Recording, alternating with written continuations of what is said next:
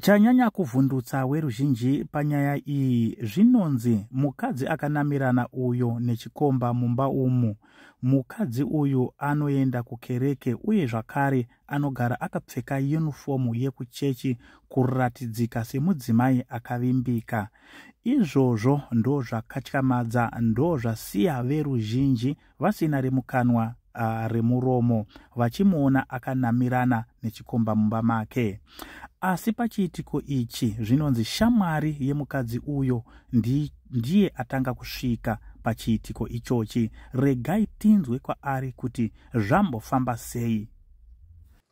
Ndakatosvikawo ndichitsvaga bhuru wangu nezuro manheru.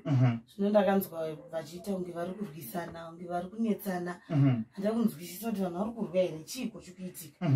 Ndopandakachidongorera manje kuda kunzwa kuti chii chikuitika, ndobva ndaona kuti vanhu vari kurwa. Ndopandakachigwejemura dhoiri.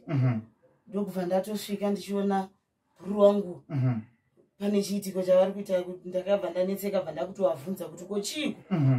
Hamundinyariwo here ndasvika. Ndopa akatsanangura Sawira akati Sawira tatonamirana zviri kuramba kutodi kubva. Ndopa ndakatanga kunetseka mai kuti zvinondobvisa sei. Andakati ndidhonze baba.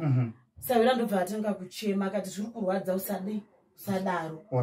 Ndobva ndaramba ndichimubvunza saka ndoita sei, ndodana vanhu here. Ndopa akati aiwa chimbomira Sawira zama. Ndaramba ndichidhonza andibva ndaona ari kuramba achichema. Ndopa ndakachifunga manje kufonera murume waSawira. Mutsvagiridzo pamwechete neongororo yataitawo isiso taona kuti murume wemudzimai akanamirana apa uyu truck driver akaenda kwasekuru Musunda Gore akandopiwa mushonga werukavo wekuti mudzimai wake akangoita bonde nemumwe murume wanoonekwa wakanamirana. Ndo matambudziko mazhinji usangana nawo ekuti vanhu vazhinji vane pfuma dzavo vane mari dzavo ndo vari kutorerwa madzimai vavo nevashandi vavo.